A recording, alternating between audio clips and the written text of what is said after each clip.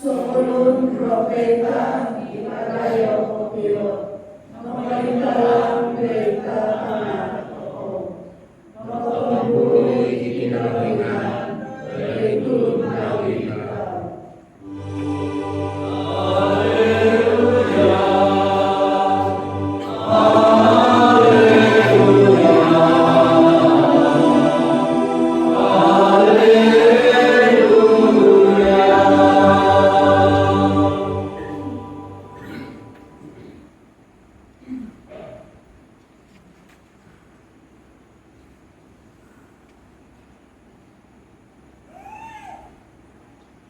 Tuhan beserta kita. Inilah Injil Yesus Kristus menurut Yohanes.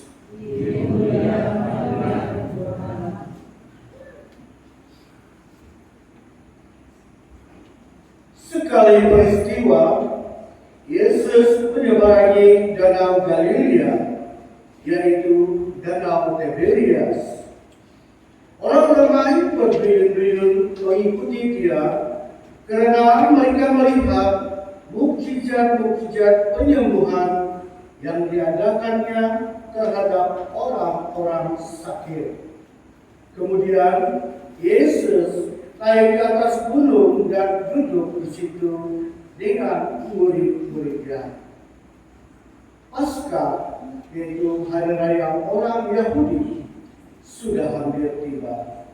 Ketika Yesus memandang sekelilingnya dan melihat bahwa orang ramai berduyun-duyun datang kepadanya, berkatalah dia kepada Filipus, "Di manakah kita akan membeli roti supaya mereka ini dapat makan?"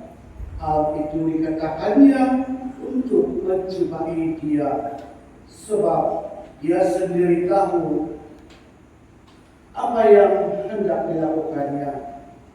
Jawab mereka kepadanya, "Roti yang berharga 200 dinar pun tidak akan cukup untuk mereka ini, walaupun masing-masing hanya mendapat sepotong kecil saja." Seorang dari para muridnya, yaitu Andreas, saudara Simon Petrus, berkata kepadanya, "Di sini ada seorang anak lelaki yang mempunyai 5 roti jelai dan 2 ekor ikan. Tetapi apakah artinya itu untuk orang ramai ini?" Kata Yesus, "Suruhlah orang ramai itu duduk. Hal ini adalah karena di kawasan itu banyak penduduk." Maka duduklah orang ramai itu, kira-kira 5.000 orang lelaki ramainya. Lalu Yesus mengambil roti itu, mengucap syukur dan membagi-bagikannya kepada mereka yang duduk di situ. Demikianlah juga dilakukannya dengan ikan-ikan itu, sebanyak yang mereka kehendaki. Setelah mereka kenyang, dia berkata kepada murid-muridnya, "Kumpulkanlah sisa-sisa yang lebih, supaya tidak ada yang terbuang." Maka mereka pun mengumpulkannya dan mengisi 12 bakul penuh dengan sisa-sisa dari kelima roti jelai yang lebih setelah orang ramai itu makan. Ketika orang ramai melihat mukjizat yang telah dilakukannya, mereka berkata, "Dia adalah benar-benar nabi yang akan datang ke dalam dunia." Oleh karena Yesus tahu bahwa mereka hendak datang dan memaksanya untuk menjadikan dia raja, maka Yesus pun pergi ke gunung seorang diri. Injil Tuhan.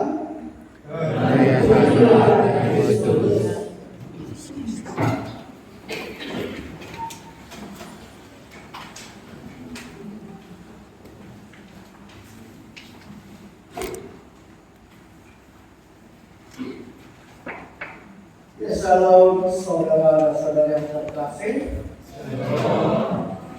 Seperti mana yang telah kita dengarkan Injil sebentar tadi, Injil minggu ini yang mana yang berkisahkan bagaimana mengajar para pengikutnya untuk selalu rela untuk memberi, karena kerelaan untuk memberi dan berbagi dari apa yang dimiliki adalah merupakan satu hal pokok di dalam kerajaan Allah. Seperti mana apa yang kita perdengarkan sebentar tadi, boleh juga di dalam daripada kita mengambil satu daripada pedoman kehidupan kita sebagai manusia biasa dan juga kita sebagai pengikut Yesus. Adakah daripada kita benar-benar terikut ataupun terpengaruh ataupun mempengaruhi dalam kehidupan kita seperti di dalam Injil yang kita perdengarkan sebentar tadi. Maka itu apa yang Yesus tekankan di sini, kita harus sentiasa untuk saling kasih mengasihi dan saling berbagi, sebab apa yang telah Tuhan berikan kepada kita itu adalah cuma-cuma saja, free of charge di dalam dunia ini. Semuanya itu adalah karena kehendak Allah itu sendiri kepada kita sebagai anak-anak Allah. Dari sebaliknya, apakah kita ingin berbalas kasih pada sesama kita? Seperti mana Tuhan memberikan segala-galanya di dalam kehidupan kita setiap hari. Kita yang berkelebihan, apakah pandangan kita terhadap sesama pada mereka-mereka yang masih memerlukan banyak pertolongan atau meminta apa yang perlu kita berikan kepada mereka. Itulah sebabnya kita harus saling berbelas kasih dan memberi apa yang telah Tuhan berikan kepada kita. Kita harus berbelas kasih memberikan kepada mereka, sama juga seperti mana Allah Bapa memberikan segala apa yang di dalam kehidupan kita. Dari saudara dan saudara yang terkasih, mukjizat di dalam pergendaan roti dan juga Injil Yohanes ini yang juga paling sama yang telah dituliskan oleh 3 daripada Nabi tentang yang ditulis sendiri, yaitu mereka ini seperti Matius, Markus dan juga Lukas. Seperti mana seperti yang dibicarakan di dalam sinopsis mereka ini, sama juga pokok pangkalnya yang diceritakan bagaimana Tuhan Yesus menyatakan di dalam Injil Yohanes pada pagi hari ini. Ketiganya mereka ini menegaskan memberikan makan banyak orang dan tidak memberi, tetapi dengan membahagikan dari apa yang ada pada mereka. Jadi meskipun hanya sedikit, memberi dengan ikhlas akan menciptakan suatu keadilan dan juga kesejahteraan dalam kehidupan saudara-saudara kita yang ada di luar sana. Dari dunia kita ini, saudara-saudara yang terkasih, kita menderita bukan karena kekurangan makan ataupun senjangan dalam kehidupan kita. Makanan dan juga kekurangan dalam rumah kita sendiri, tetapi mungkin ada yang terlebih karena tidak mau saling memberi atau berbagi. Ini memang biasanya ada berlaku dalam kehidupan manusia. Walaupun sudah berlebih-lebih dalam kelebihan dalam kehidupan kita, dalam kehidupan kita lupa bahwa semua yang telah Tuhan berikan itu adalah cuma-cuma kepada kita. Dan begitulah juga dalam kehidupan kita. Kita harus saling ikut memberi ataupun saling berbagi seperti apa yang telah Tuhan katakan di sini. Kita harus saling di dalam berbagi kepada sesama. Dari sebuah kelompok kecil yang kaya akan semakin kaya dan juga yang miskin semakin akan bertambah miskin. Jadi dikisahkan di dalam Injil sinopsis di dalam Injil hari ini bahwa ada yang saat itu hanyalah 5 roti dan juga 2 ekor ikan saja, kan? Seperti yang kita dengar sebentar tadi. Sedangkan Injil Yohanes ini yang menambahkan bahwa itu berasal dari mana asalnya roti dan ikan sebentar tadi. Dia berasal daripada dipunyai oleh seorang anak kecil. Dia berbagi, dia tidak logik.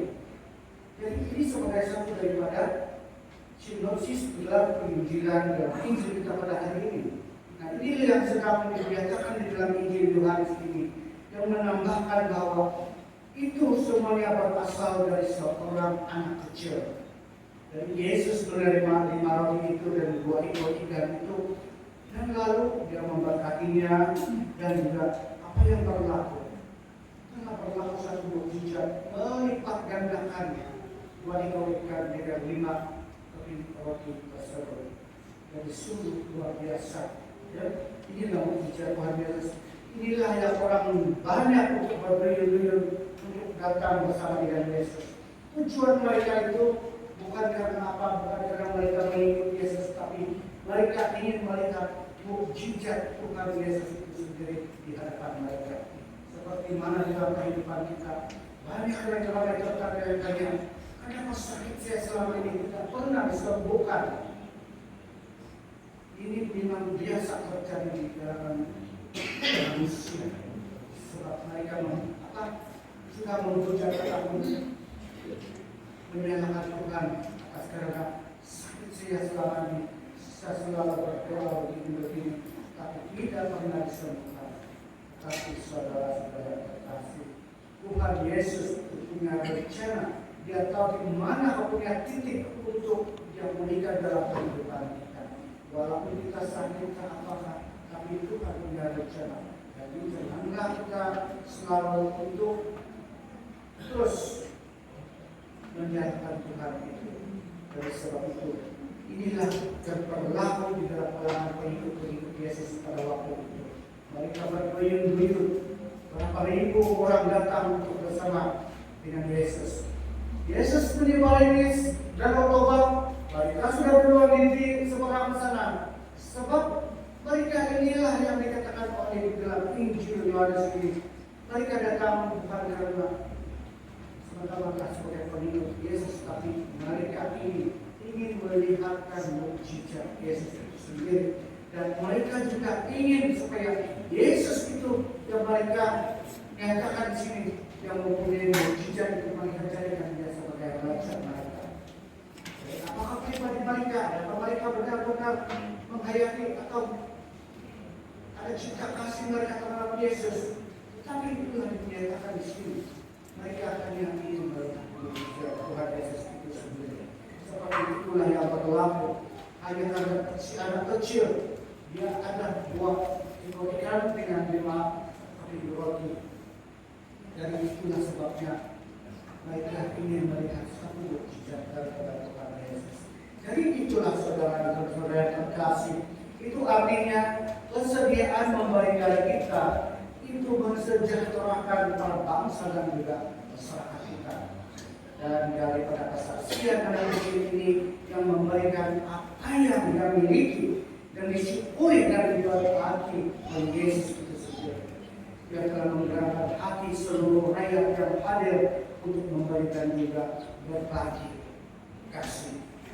Jadi memang itu merupakan suatu mukjizat, saudara-saudara terkasih.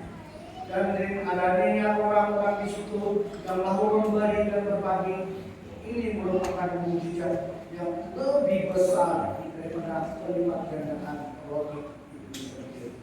Sebab dalam kehidupan kita, Tuhan sentiasa akan memberi mukjizat dalam setiap kehidupan kita. Setiap kita ini mempunyai talenta di dalam kehidupan kita. Dan talenta itu tidak ada yang punya persamaan. Masing-masing dalam kehidupan kita ada talenta dalam kehidupan kita. Bagaimana kita untuk bergolak di dalam kehidupan kita, bergumulan di dalam kehidupan kita. Sebab itu kita ada talenta yang telah Tuhan berikan kepada kita untuk menyelesaikan di dalam kehidupan kita. Sebab kadang-kadang apabila mungkin ada yang kita minta tapi tidak terpenuhi, kadang-kadang itulah menyebabkan kita sudah terpesong dari apa yang kita inginkan pada setiap kehidupan kita. Kalau kita ingin mau mencoba Tuhan, maka ini adalah satu daripada kesilapan dalam kehidupan kita sebagai anak-anak Tuhan. Dari saudara-saudara yang terkasih, memberi itu sesuatu yang sangat indah. Tidak bagi kita untuk berbalas kasih, berbagi kasih, Ya. Jadi mengungkapkan sesuatu yang ilahi, malahan mengungkapkannya hakikat Allah itu sendiri, saudara-saudara terkasih, untuk bekerja di dalam hal-hal pribadi kita. Sebab Roh Kudus itu menggerakkan pekerjaan melewati segenap iman kita untuk persembahan kita kepada Allah Bapa di surga. Nah, sebab itu saudara tahu, apabila kita berbelas kasih, berbagi kasih, berperan, itu adalah persembahan kita kepada Allah Bapa di surga. Sebab itulah kehendaknya Allah Bapa untuk kita saling berbagi, saling kasih mengasihi sesama di dalam kehidupan kita. Jadi pekerjaan yang melewati segenap iman kita itu adalah untuk persembahan kita pada Allah Bapa di surga. Karena itu semuanya yang telah berikan, yang telah Allah berikan kepada kita, itu semuanya dapat kita adalah free of charge, free of charge. Karena mana-mana untuk kita ganti bayar apa yang telah Tuhan berikan kepada kita. Kita berikan dalam cuma-cuma, kita bagi cuma-cuma juga untuk saling memberi, dengan mengharapkan balasan seseorang itu. Jadi saudara-saudara yang terkasih, karena apa yang telah kita berikan kepada kita itu semuanya pasti kita bisa yakin apa yang kita tuai, apa yang kita tanam itu yang kita akan tuai suatu hari nanti. Sebab berkah atau Tuhan itu akan kembalikan tuaian itu daripada Allah Bapa di surga bagi kita semua. Jadi itulah sebabnya kita harus pegang prinsip ini. Kita dalam di dunia ini, dan itu yang akan kita tuai. Ya, jadi takkan orang yang dalam, orang yang pelak, kita yang dalam, orang yang ambil tuaian, itu prinsip yang tidak pada berlaku di dalam kehidupan kita itu di dalam pengajaran Tuhan Yesus sendiri. Selalunya kalau dalam realiti kehidupan kita, kalau kita tanam kacang, begitu orang begitu ya, saudara dan saudara yang terkasih, itu bukan prinsip yang sebenarnya kami maksud dari sini. Kita menanam dalam iman kita, kebaikan kita itu yang perlu kita tanam, dari hasilnya itu yang akan kita tuai kembali. Dari apapun di dalam penciptaan Allah yang Maha Kuasa itu, untuk kita kembali kepada Allah Bapa di surga, untuk bersama dengan Yesus Kristus, putranya yang dikasihi oleh Allah Tuhan kita. Dan maka itu saudara-saudara terkasih, semoga apa yang kita perdengarkan dalam firman Tuhan pada hari ini sedikit sebanyak akan membuka hati kita bahwa Tuhan itu Maha mengasihi dan mengasihani kita untuk dalam kehidupan kita. Dan marilah kita saling berbelas kasih sesama kita. Tuhan senantiasa melindungi dan memberkati.